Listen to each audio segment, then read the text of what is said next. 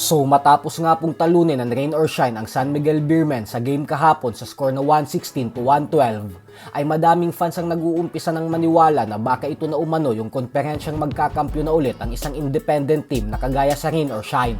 Habang may mga nagsasabi naman na sa umpisa lang daw ito na rain or shine malakas, dahil pagpasok sa playoffs ay malalaglag lang din umano ito ng isa sa MVP o SMC team na makakatapat nito. Ganun pa man ay bagamat nga po may kartada ng 5-0 ang kupunan na ito ngayon at number 1 sa standings, ay tila wala nga pong pakialam dito ang kanilang head coach na si Yeng Guiao.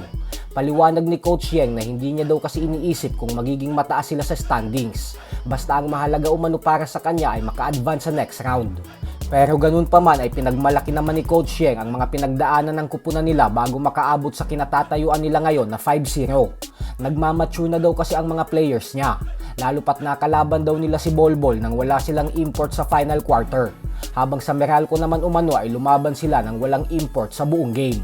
At ngayon naman umano laban sa San Miguel ay lumamang sila ng 25 puntos tapos nahabol.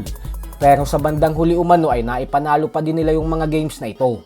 Ito umano yung mga dapat na pagdaanan ng mga players niya kasi dito daw talaga masusubok at mapapalakas ang mentalidad ng mga players. Sa kabilang banda naman mga idol ay sinabi naman nga po ng San Miguel na ang kanilang import na si former first round NBA pick Justin Patton ay gustong patunayan ang kanyang sarili na mas magaling siya kaysa sa Ginebra import na si Justin Brownlee. Maging si Coach Leo Austria ay inamin na noong nakalaban nila ang Ginebra ay personal daw na nakiusap sa kanya si Patton na siya ang dedepensa kay Brownlee para hindi ito papormahin.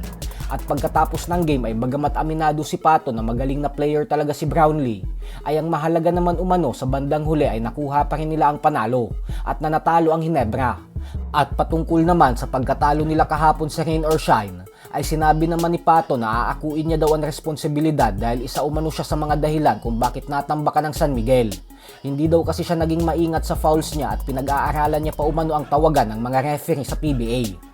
Pero ganun pa man ay sinigurado naman ni Patton na kapag nag-cross umano ulit ang landas nila ng rain or shine sa playoffs, ay magiging madaling laro na lang daw ito para sa kanila. Ipapakita daw nila kung gaano kalakas ang San Miguel Beermen.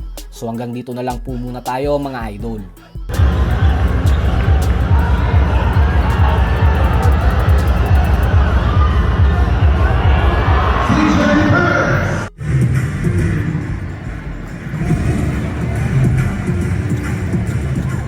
Batch 92 yung 6 yung papasok. Wala naman.